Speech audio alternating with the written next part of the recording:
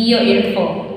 Diameter sel telur pada wanita ukurannya 50 kali lebih lebar daripada kepala sel sperma. Jelas, dari pernyataan ibu ini kamu pasti sudah tahu materi kita hari ini adalah mengenai sistem reproduksi. Minggu lalu kita sudah bahas mengenai nafsa. Adapun tujuan pembelajaran kita kali ini adalah agar kamu dapat mencari, mengakses, dan menemukan informasi mengenai sistem reproduksi pada manusia. Berikut penjelasannya.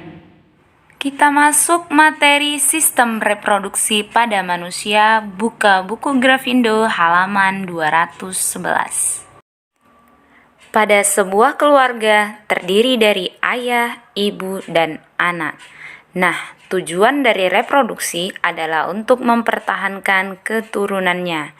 Sistem reproduksi pada manusia yang akan kita bahas, yang pertama mengenai gametogenesis, reproduksi pria, reproduksi wanita, fertilisasi, dan gestasi atau kehamilan. Gametogenesis atau proses pembentukan gamet atau sel kelamin dibedakan menjadi spermatogenesis dan oogenesis. Spermatogenesis adalah proses pembentukan sel sperma, terjadi di testis, tempat pembentukannya di tubulus seminiferus.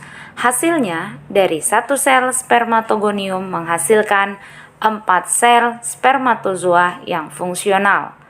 Oogenesis, proses pembentukan sel ovum atau sel telur, terjadi di ovarium dan tempat pembentukannya juga di ovarium.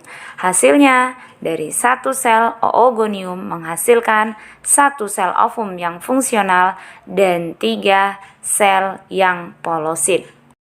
Spermatogenesis dimulai dari satu sel spermatogonium, kemudian menjadi spermatosit primer, membelah secara meiosis pertama menghasilkan 2 spermatosit sekunder, membelah pada meiosis kedua menghasilkan 4 spermatid, dan spermatid akan berkembang menjadi sperma yang bersifat haploid. Perhatikan gambar sel sperma berikut ini yang terdiri dari kepala, leher, dan bagian ekor. Di kepala terdapat enzim akrosom, kemudian ada nukleus dan sentriol. Di bagian leher atau bagian tengah terdapat mitokondria sebagai energi penggerak bagi sel sperma, dan pada bagian belakang terdapat ekor sebagai alat gerak sel sperma. Oogenesis dimulai dari satu sel oogonium, kemudian menjadi oosit primer, membelah menjadi oosit sekunder dan badan polar pertama, membelah lagi secara meiosis menjadi ootit dan badan polar kedua, dan membelah menjadi ovum. Jadi, dari satu oogonium menghasilkan 1 sel ovum. Sistem reproduksi pada manusia dibedakan menjadi reproduksi pria dan organ reproduksi wanita. Alat-alat reproduksi pria atau laki-laki, testis, menghasilkan sel sperma dan hormon reproduksi, skrotum, kantong yang di dalamnya terdapat testis, tubulus seminiferus, saluran yang terdapat di testis sebagai tempat pembentukan sel sperma, sel interstisial untuk menghasilkan hormon kelamin yang terdapat di dalam testis, sel Sertoli berfungsi untuk menyediakan makanan bagi sperma, penis, alat kopulasi, vas deferens menyalurkan sel sperma ke kantong sperma, ductus epididymis tempat pematangan dan penyimpanan sementara sel sperma, kantong sperma tempat menampung sperma, nama lainnya adalah vesika seminalis, dan kelenjar prostat dan kelenjar Cowper menghasilkan cairan semen yang berfungsi memberi nutrisi dan mempermudah gerakan sperma. Untuk lebih jelasnya, perhatikan gambar organ reproduksi pria berikut ini beserta bagian-bagiannya.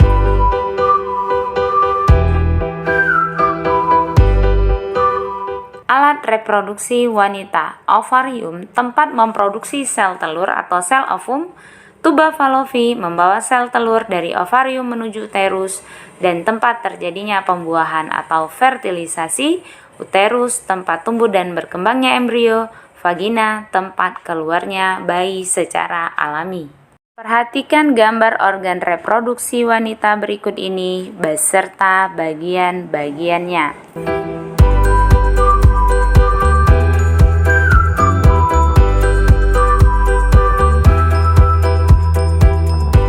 Berikut organ reproduksi wanita yang lebih jelas beserta fungsinya. Perhatikan, untuk bagian rahim atau uterus terdiri dari 3 lapisan, perimetrium, miometrium, dan endometrium. Dan untuk vagina, organ kopulasi dan melahirkan, dinamakan vulva, terdiri atas labia mayora, labia minora, dan klitoris. Dalam vagina terdapat lendir yang dihasilkan oleh dinding vagina oleh suatu kelenjar yang bernama kelenjar Bartolini. Selanjutnya mengenai menstruasi, terjadi pada masa awal pubertas, di mana kelenjar hipofisis mensekresikan FSH. FSH merangsang folikel dalam ovarium untuk tumbuh dan berkembang. Nah, di dalam folikel, sel ovum atau sel telur juga berkembang. Kemudian, folikel mengeluarkan hormon estrogen yang mengakibatkan dinding rahim menebal, menghentikan pembentukan FSH, dan merangsang hipofisis membentuk hormon LH. Hormon LH menyebabkan ovulasi, lepasnya sel telur dari ovarium menuju tuba Fallopi. Kemudian, folikel pecah, sel ovum keluar menuju tuba Fallopi. Dalam waktu 2 kali 24 jam, apabila sel ovum tidak dibuahi oleh sel sperma, maka sel ovum pecah bersamaan dengan meluruhnya dinding rahim dan keluarlah darah melalui vagina. Berikutnya fertilisasi atau pembuahan. Sel ovum yang telah masak akan dikeluarkan melalui ovarium menuju rahim. Proses pelepasan disebut ovulasi dan dalam perjalanan ke rahim bila bertemu dengan sel sperma maka akan dibuahi oleh sel sperma. Proses pembuahan tersebut disebut fertilisasi. Dari 250 juta sel sperma yang masuk, hanya 1 sperma yang akan berhasil masuk ke dalam 1 sel ovum, kemudian inti sel sperma akan bergabung dengan inti sel ovum. Berikut ini adalah gambar sel telur atau sel ovum yang dibuahi oleh sel sperma.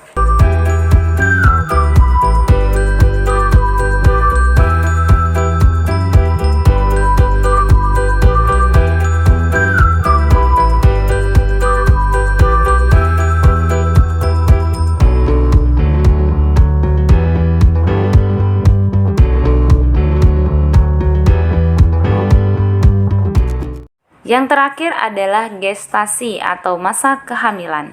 Zigot terbentuk pada tahap fertilisasi, kemudian membentuk morula, blastula, gastrula, dan embrio. Pada tahapan ini terdapat HCG, hormon chorionic gonadotropin, yang merupakan indikator kehamilan yang dapat dites melalui air seni atau air urin. Lamanya bayi dalam uterus atau rahim sekitar 280 hari, 9 bulan, 10 hari. Nutrisi janin diperoleh melalui tali pusar dan plasenta yang terhubung dengan ibu. Perhatikan pada gambar, terdapat kantong amnion, tumbuh dan berkembang, serta menyelubungi embrio terlindung dari guncangan-guncangan mekanik. Setelah embrio berusia 9 bulan 10 hari, maka akan masuk ke tahap berikutnya, yaitu persalinan. Anak-anak ibu, ingat dari materi reproduksi yang perlu kamu ingat, jaga kesehatan reproduksimu untuk masa depanmu dan hindari pergaulan bebas. Kesimpulan untuk materi kita kali ini adalah untuk reproduksi pada manusia itu dibedakan menjadi 2, ingat hanya 2, tidak ada yang lain, yaitu reproduksi pada wanita dan reproduksi pada pria. Reproduksi pada wanita dibedakan menjadi organ luar dan organ dalam. Organ luar terdapat klitoris, ada vulva, labium mayor, dan labium minora, dan reproduksi bagian dalamnya terdiri dari serviks, uterus, kemudian ada ovidum, ovarium. Dan untuk organ reproduksi pada pria, bagian luar ada skrotum, ada penis, dan organ reproduksi bagian dalam terdapat testis, epididymis, vas deferens, kelenjar prostat, kelenjar Cowper, vesica seminalis, dan uretra. Demikian penjelasan Ibu kali ini. Materi kita selanjutnya, kita masih membahas sistem reproduksi, submateri, reproduksi pada hewan, dan tak lupa Ibu ingatkan selalu baca bukumu, budayakan literasi sebelum kita masuk ke materi selanjutnya. Dan ingat pesan Ibu, gunakan masker, cuci tangan, jaga jarak. Salam literasi.